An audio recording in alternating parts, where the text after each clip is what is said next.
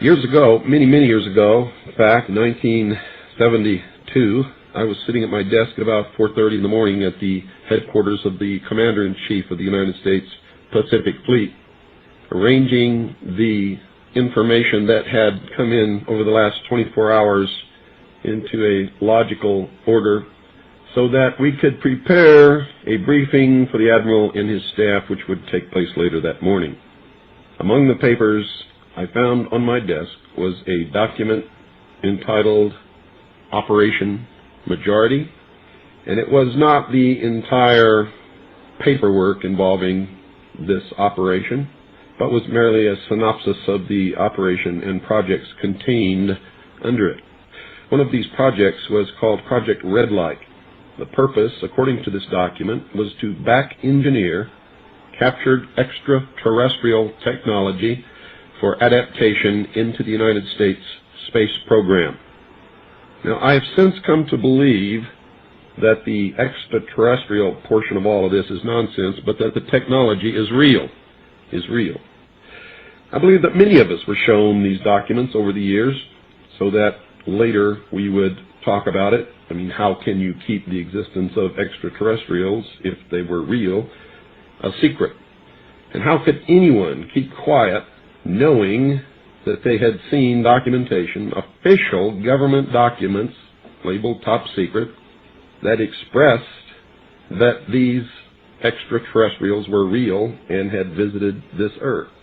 I wanted to know just how true all of this was, and I began a program of research to find out if extraterrestrials were real.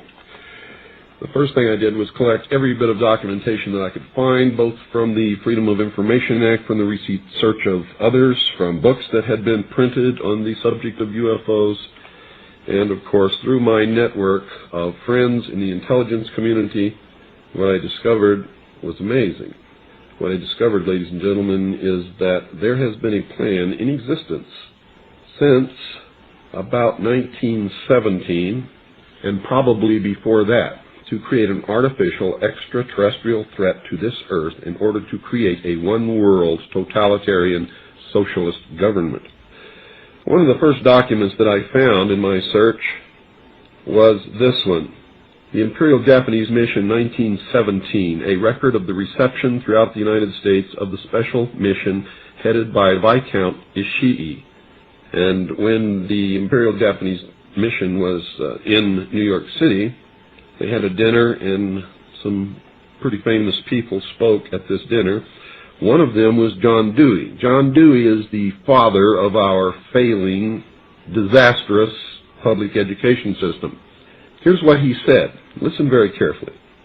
John Dewey, professor of philosophy in Columbia University, who was the next speaker, was listened to with great intentness. He said, quote, "Someone remarked that the best way to unite all the nations on this globe would be an attack from some other planet. In the face of such an alien enemy, people would respond with a sense of their unity of interest and purpose." Unquote. Now, bear in mind, folks, that's 1917. One of the next documents that I found, and I found quite a few, but one that's pretty important, is called a report from Iron Mountain, the probability and desirability of permanent peace. Now, I encourage you to find this book, wherever you can find it. I don't know where you can get it, but find it. Page 66. Credibility, in fact, lies at the heart of the problem of developing a political substitute for war. This is where the space race proposals, in many ways so well suited as economic substitutes for war, fall short.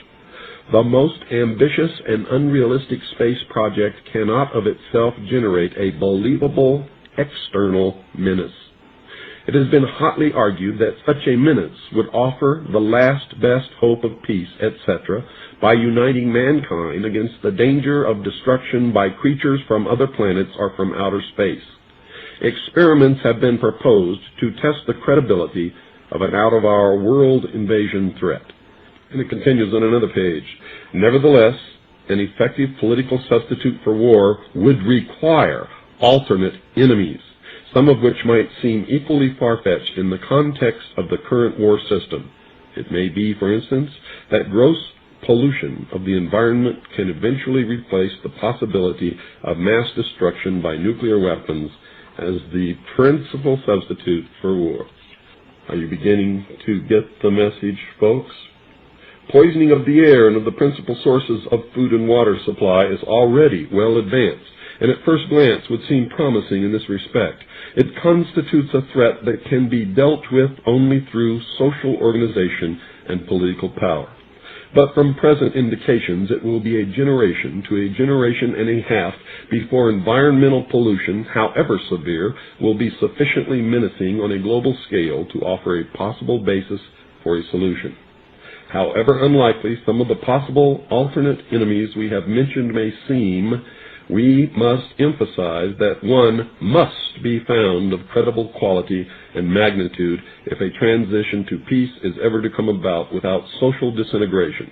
It is more probable, in our judgment, that such a threat will have to be invented rather than developed from unknown conditions. Ladies and gentlemen, they have created so many alternate enemies in order to bring about their one-world totalitarian socialist state that we don't know which enemy to believe is real or is false, or whether to just toss them all out on their ears. And I think that that is probably going to be the best solution. Disarmament is no accident. All of these bills in Congress to take away our weapons is no accident. The intentional environmental pollution of our lakes, rivers, streams, oceans, forests, everything is no accident, as you just heard. These things were planned many, many years ago. All the bombardment of the public with movies about flying saucers in the 50s, right after the United Nations Treaty was signed and the UN Participation Act was pushed through Congress, and all of the incidents since that have convinced the majority of the American people that flying saucers are real and extraterrestrials exist, and that flying saucers are from an extraterrestrial origin. This is being promulgated in many ways, by television commercials, in the movies, in the newspapers, by creating incidents either real or imagined. I believe, because of my research, and because of the extensive documentation that I've found and that is in my book, that this whole scenario has been created to give us an artificial alien threat from outer space. During the Reagan administration, he made 6 speeches, specifically talked about a threat from outer space by some other species from some other planet. 6, ladies and gentlemen. Why would the president repeat the same thing 6 times, tagged on to the ends of speeches by him? The speechwriters did not put that in the speech. Ronald Reagan added it himself. Perhaps we need some outside universal threat. I occasionally think how quickly our differences worldwide would vanish if we were facing an alien threat from outside this world. This was a powerful suggestion to implant into the minds of the people of the world that there really is a threat from some other species, from some other planet to this earth.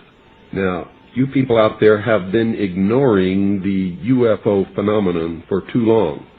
It has all the earmarks of the most successful, most sophisticated mind control operation in the history of the world, and you are ignoring it.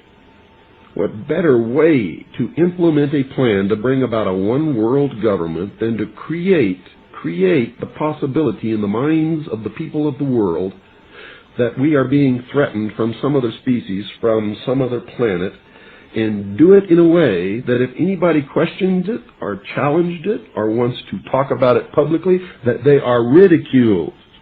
And the ultimate goal is to make the earth look very small, to present the people of the world with an external threat to this earth, a superior race from some other planet, vastly superior to us in intellect, philosophy, and technology, in order to cause the dissolution of nation-states, the dissolution of all existing religions, and the formation of the world totalitarian socialist government.